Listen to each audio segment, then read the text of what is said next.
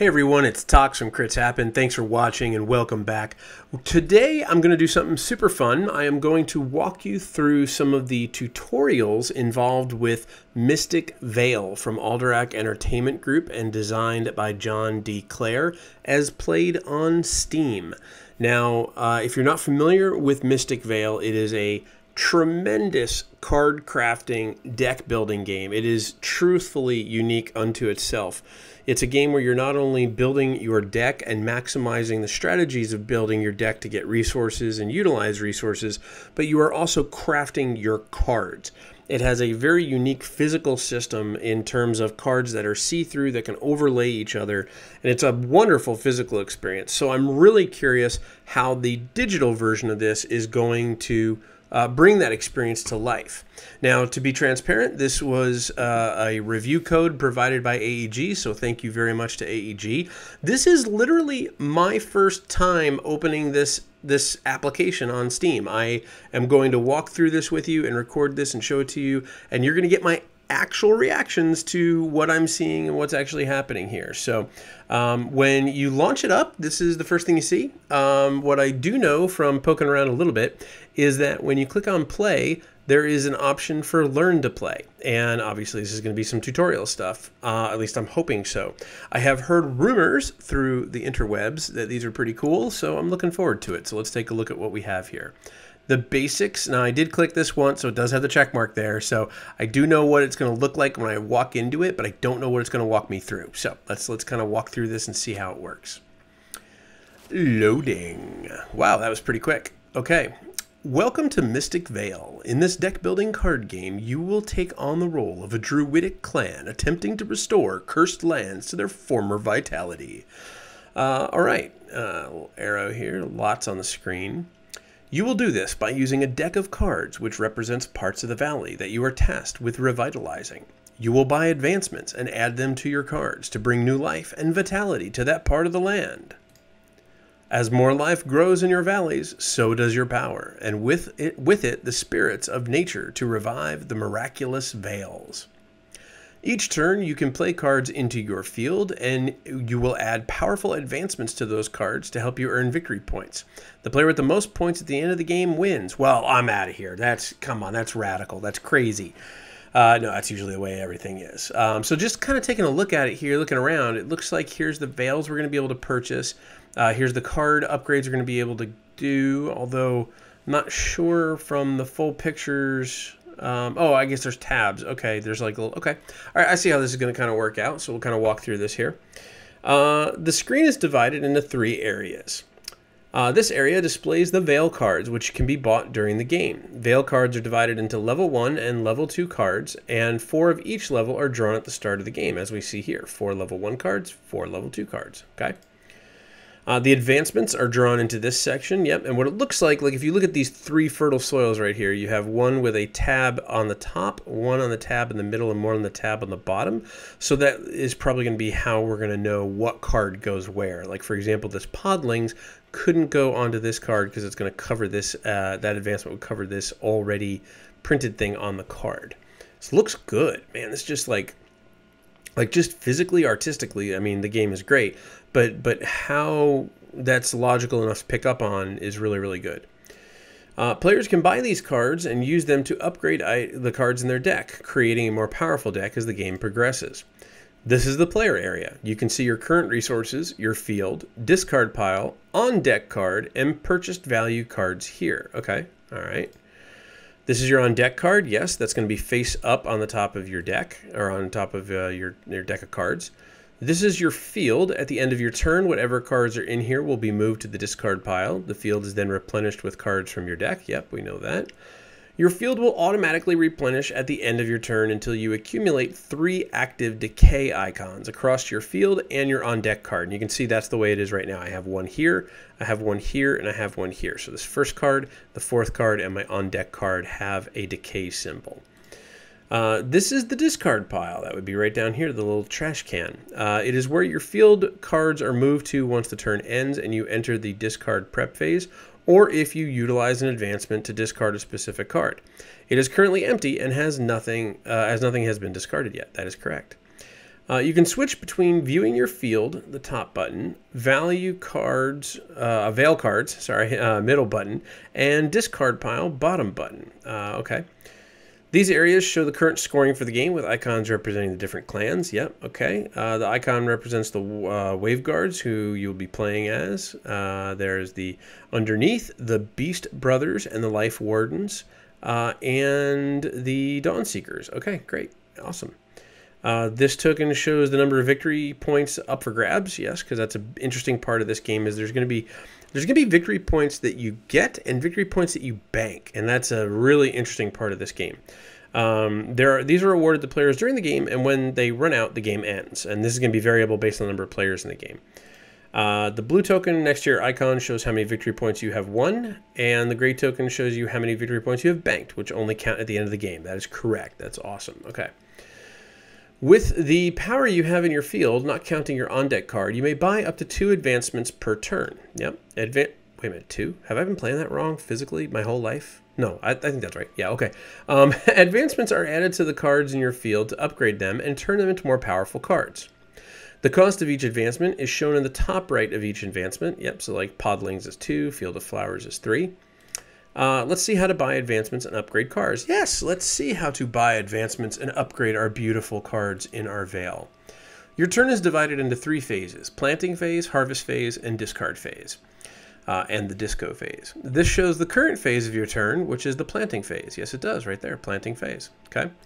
The yellow hand or yellow card button on the left is used for pushing cards from the top of your deck to your field. Okay, so you can do that manually. And you'll see, hopefully here in a second, how that is important, because just because your field gets filled up with 3 decay icons doesn't mean you're going to stop there, which is pretty cool. We will go into more detail on this later. Yes, we will. So for now, press the arrow forward button on the right once. Nice little fancy dancy thing there. We're in the harvest phase, which is when advancements can be bought. Yes, it says harvest phase down here now. If you have enough power to afford to buy an advancement, it will glow blue, as is shown. So all the fertile soils, the podlings, the field of flowers, but not the grasslands or the plow. There looks to be one over here. Can I drag? Cannot drag the screen. Okay, that can't happen. Okay. The Field of Flowers advancements is available to buy at a cost of 3 power, which you can afford. That is correct. As well as being able to afford an advancement, you will also need to have space on a card in your field for it to go on. That is correct. When brought, an advancement will occupy either the top, middle, or bottom third of its destination. The Field of Flowers shows that it will sit in the top third of a card as indicated by the blue tab, which we talked about earlier, on the left-hand side of the advancement. And so you can only be added to a card with that slot free. Drag the Field of Flowers advancement downward over to a highlighted card and then let it go. Okay, so I might want to make this one more powerful. So let's do that. Well, that's pretty nice. A little sound effect. Pretty cool. You now have a nice Field of Flowers. Yes, I do. Thank you. A new advancement will take its place in the commons once you end your turn, which it did. Okay. You will earn 2 power when the card with Field of Flowers is next drawn from the deck as represented on the tab. Your power is growing. That's awesome. Any unspent power is lost when you end your turn. There is nothing else you can purchase right now, so all we can do is end our turn. Ending your turn will move all cards currently in your field to the discard pile. And remember, this card is my on-deck card, so that is not in my field. Only these 4 cards are going to go away. Maybe? Oh, no, hang on. Here we go. New cards will then be drawn from the deck into your field again. Cards will be drawn until there are 3 or more decay are showing. So let's go ahead and do, well, maybe not. Okay, now, yeah, okay. Your opponent will then take their turn before you can take your turn again. Press the thing button forward. Okay, so they went away. 1, 2, and 3. Look at that. 3 out of 3 decay. There we go. Looks like he bought a card and a fertile soil. So he did buy 2. Or maybe it was 1. That moved kind of fast. I wasn't sure how to keep up with that. Continue to the next tutorial or return to the main menu. Well, let's go on to the next one. Let's see where we go. Oh, okay, so that ends that session, I guess. Maybe it'll keep going with what we had bought. We'll have to see. Some cards have decay symbols within the Advancement Resource tab. This is true. If at any time during the planting phase you have 4 or more active revealed, then you spoil. That's a big part of this game, and it's one of the aspects I love because it allows you to statistically push your luck in a way that if you're building your deck correctly and if you are strategizing as to how you're building your deck, can really take advantage of things, which is really cool. Decay are counted on cards in your field as well as your on-deck cards. Here you can see you have many active decay. How many active decay have been revealed? 3. So 1 here, 1 here, and 1 here. Previously, we ended our planting phase without attempting to push any more cards into our field. Pushing can make or break your current hand, so let's try your luck. Use the button to push cards from the top of your deck into your field. After the new card is added to your field, the next card in your deck is flipped over and will become the new on-deck card. Press the hand button now. Boom! That's beautiful. That's a totally blank card. The blank card, which just flipped over, is now your on-deck card. Each time you push, the total amount of decay across your field and on-deck cards is reevaluated. Any growth tokens will cancel out any respective decay tokens across your entire field. When your total amount of uncanceled decay exceeds 3, you will spoil, ending your turn. Okay? You might choose to play it safe and pass at this point. Let's try to push one more. Yes, let's. Okay, Mr. Tutorial Teacher, you're going to make me get a little risky here. Look at that. The new card has a fertile soil advancement on it. If this card enters your field, you will gain another power to spend during the harvest phase, provided you don't spoil beforehand. Let's push that into the field. We spoiled. Bad luck. A 4th decay token has appeared on your on-deck card. You have now spoiled and your turn will end immediately. As a consolation for spoiling, this mana token, which is this kind of white star token here, will glow blue from the start of your next turn, giving you 1 extra power to spend. It will keep glowing until it is spent. Because you spoiled, the harvest phase will be skipped and you move straight to the discard phase. So spoiling is bad because it means we're not going to be able to buy any advancements. We do get 1 mana, which is good and kind of okay at the beginning of the game when you're trying to get something that costs 4 or more. But that also means we're not buying anything this turn. So there's a little give and take on that. Press the red forward button to continue. 3 new cards are brought out. Excellent. Okay, we have 5 power from all that, which is actually pretty good. 1, 2, 3, 4, and 5. It's not bad. All right, everyone else went through their move. It is a little hard if you're not ready to pay attention to that as to who is doing what, but I'm sure there's a way to go back and check that out. A previously purchased field of flowers has been drawn into the field. That would be this one right here. This gives you more power to spend this turn, so let's buy a more powerful advancement. Yes, let's. Move to the harvest phase. The Lifebringer seed does not grant power, but it has a special ability written on it. It has an ability which allows it to cancel any decay symbols on the same card.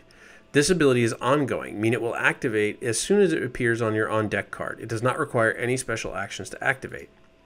Drag the Lifebringer seed onto a card containing the decay token. So you'll notice I can't put it on my card on deck. It won't let me do that. So I will bring it down here and I will put it on this one. When this card is next drawn from the deck, the decay symbol will not count towards the total potentially allowing more cards to be drawn into the field. End your turn now. And just so everyone knows, in a physical format of this, you're actually taking the cards and sliding them into sleeves to lay them over each other. And it sounds weird when you first hear it, but it actually works extremely well. End your turn now. I will end my turn. Wow, look at all those cards I got in my field before I got 3 decay. That was great. And you'll notice some cards start the game with a fertile soil on them. Some of them start with the decay on them. And some of them are just completely blank, which gives you a lot of options. Press the forward button to move to the harvest phase. We shall. Some advancements reward you with spirit symbols. There are 4 spirit symbols in the game. That is correct. That's like where you see this little bear paw and this kind of green symbol and yellow symbol. Those are the advancements. The animal spirit, the forest spirit, the sky spirit, and the wild spirit. The Dawn Singer advancement grants a yellow symbol when shown on a card in your field. That is correct. Spirit symbols can be used to buy Vale cards, which we'll come to later. Dawn Singer has a special ability text on the card too. It will allow the Dawn Singer to grant an extra power for each helmet symbol which is present on the same card. This ability is a harvest ability, meaning it will activate if it makes it to the harvest phase, so be careful not to spoil. The helmet symbol is the Guardian token, which are present on a few advancements. These tokens have no effect unless an ability on a card references them. Adding more helmets or Guardian symbols to a card with the Dawn Singer advancement can be very useful. Purchase the Dawn Singer now. I will do that. And I don't have... Is there a way to... Yeah, you can just drag your cards. That's cool. So I'm going to actually put the Dawn Singer on her own blank card here because I want to have as much room as possible to put more Guardian symbols on there. All right. Wellspring for red. I see. Okay, now we can kind of keep up. Okay, that's kind of cool with the graphics so you can see the little colors of each person and whose turn it is. It looks really good. The font is actually really good. I'm really surprised at the small ones. Oh, continue to the next tutorial. Yes, we'll continue to the next tutorial because that's the whole point of this video. I'm excited. I like this already. It's very smooth. It's very smooth. And mind you, I'm running this on an Alienware M17 laptop that is 5 years old. So this is moving really good. Move to the harvest phase. I shall move. I shall shuffle. I shall disco my way to the harvest phase. Vale cards are shown across the top of the screen, and they are purchased using spirit symbols instead of mana. That is correct. We've recently learned about that. The type and amount of spirit tokens required to purchase a Vale card is displayed on the right-hand side of each value card. So this one takes a forest and an animal. You have a Wellspring advancement in your field at the moment, which grants you 1 forest and 1 spirit token. Hey, that's great. That's really opportunistic, Mr. Teacher. You can check your total amount of spirit tokens here. Yep, that's correct. You currently have enough to purchase the Azure Lake Vale card. Azure Lake grants 1 power during the harvest phase. Seems good. Purchase Azure Lake by dragging it down onto your field. I shall do that. Oh, that's interesting. Your cards go away. Okay. When you purchase a Vale card, your field view switches, like we just saw, to show you all the Vale cards you currently have. Use these 3 buttons to view your field. Top, Vale cards, middle. Oh, yeah, we learned about this earlier. And discard pile below. Okay, press the top button to go back to your field view. Oh, that's cool. I like that. That's really good. During the next phase, the Vale cards are replenished, so there are 4 level 1 and 4 level 2 cards. Complete your turn. I shall. Thank you very much. Purchasable cards. Hey, I was just thinking about this. This is great. There are still cards you can purchase. Are you sure you want to end your turn? No, I don't. I still have 2 power and I didn't use that. Let's go ahead and make this even better and we'll put a fertile soil on there. And now we're done. So now we'll end our turn. Hey, I like that. I like that that just taught me that there's something in the game to stop me from making a mistake like that without naturally teaching. Like it was just, I just automatically clicked that button to go forward and it was like, no, hey, you still have power to spend.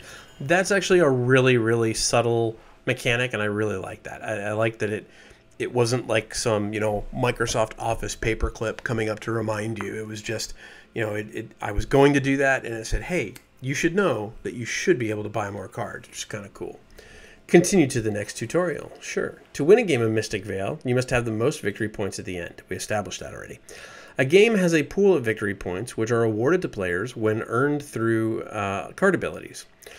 When there are no victory points left in the pool, the round will play through until the last player has taken their turn. The game will then end and the final results will be displayed. The amount of victory points in the pool will differ depending on the number of people playing, which we talked about earlier. There are 23 available in a 2-player game, 28 in a 3, and 33 in a 4. To earn victory points, you must buy Vale cards and advancements which reward victory points. The Plow. The Plow advancement has a victory point on it with a number 1. That's that little symbol right there. That's a little small, but it's still visible. I mean, you can see what it is. That means that you will gain 1 victory point each time the Plow is in your field, not you're on deck, during the harvest phase, and if you don't spoil. Some Vale cards and advancements award gray victory points. That's these ones in the lower right-hand corner here. These are added to your total at the end of the game. The Exodus Road Vale card awards 2 victory points at the end of the game, and your current blue and gray victory point totals are shown here. Yes, we've gone through that, but that's a good reminder. You now know everything you need to play Mystic Vale. Good luck. That's it. That's the tutorial for Mystic Vale. You know what? That's actually really good. I'm very happy with that. And I think if I go back into play and go to learn to play, it shows that everything is checked off. So that's good. Really, really happy with that. I mean, this is first impressions immediately right off the cuff. I thought it was very smooth. I thought it was very logical. It explained things very clearly. It had really good graphics moving around. I really like that. I really, really like that. So I am looking forward to digging into this. I'm going to play several games before I come back and do another video for you, and I may do a playthrough video as well. But definitely going to come back and give you some thoughts on this one. But if you want to check it out, it's on Steam right now. It's only, I think, $14.99. It's a great price point. This is a wonderful game, and it's a game that has a lot of expansions already. So from a physical standpoint, it's well supported. From a digital standpoint, it's probably going to be even just as supported, if not more. But first impressions, really slick, really happy with it. So that is the tutorial missions for Mystic Vale. Let us know what you think. Leave a comment below in the YouTube channel. You can chime in, of course, on Facebook, on Twitter, on Instagram by searching Crits Happen, or leave a comment here in the YouTube channel, and we'll get back to you as soon as we can. But until we see you next time, thank you so much for watching. Let us know your thoughts. If you have Mystic Vale physically or digitally, do you love it? What do you love about it? What's your favorite card? What's your craziest card combination that you've put together that has just broken things for you and been so overpowered? Would love to hear from everybody. But until we see you next time, thanks so much for watching. Keep rolling those dice, and we hope they're all crits.